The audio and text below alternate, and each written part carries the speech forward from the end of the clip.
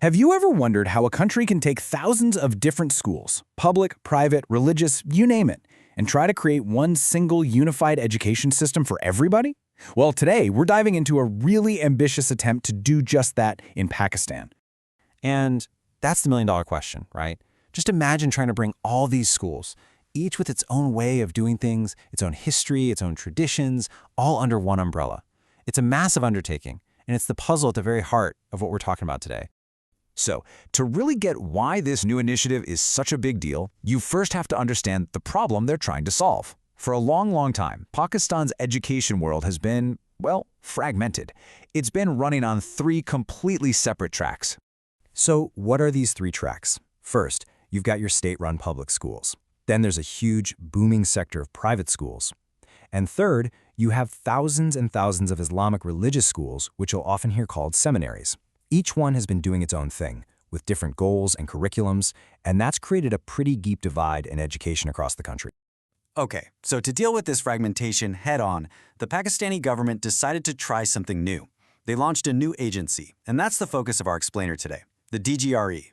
So what is the DGRE? It stands for the Directorate General of Religious Education, and its mission is frankly historic. It's to bring those thousands of independent religious seminaries into the fold of the mainstream educational system.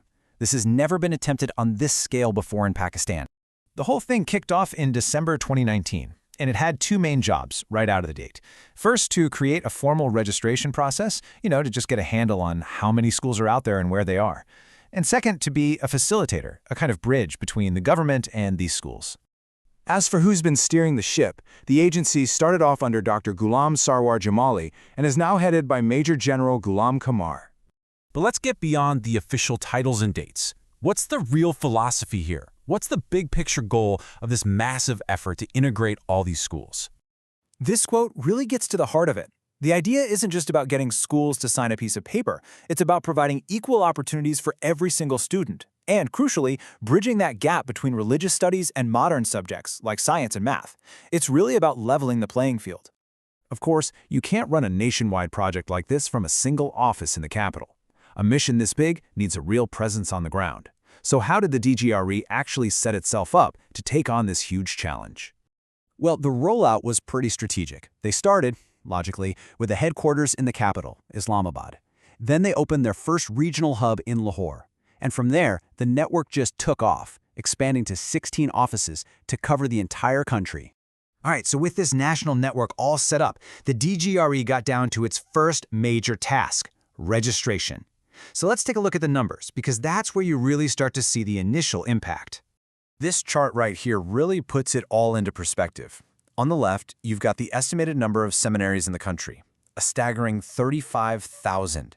And on the right, you see the number that the DGRE has successfully registered so far. It shows you two things at once: the absolutely massive scale of the challenge and the very real, significant first step that's been taken. And that number, 5,000, is so important. Now, you might look at that and say, well, that's still a long way from 35,000, and you'd be right. But think about what it means to bring 5,000 completely independent institutions into a formal system for the very first time. That's a huge foundational achievement. It's the bedrock for everything that comes next. So, with thousands of these schools now on the books, what's next? Where is all of this going? Well, it all comes right back to that original core goal, unification. And this, right here, is the end game. Registration is just step one. The ultimate objective is to move past those three parallel tracks and create one single unified curriculum for every student in Pakistan. This is about more than just education. It's really about nation building. And that leaves us with this final, really critical question. The DGRE has started building the framework, sure, but how do you actually create a single curriculum that respects tradition, teaches modern skills, and gets buy-in from millions of people? What does it really take to unify the education of an entire nation? That's the challenge that lies ahead.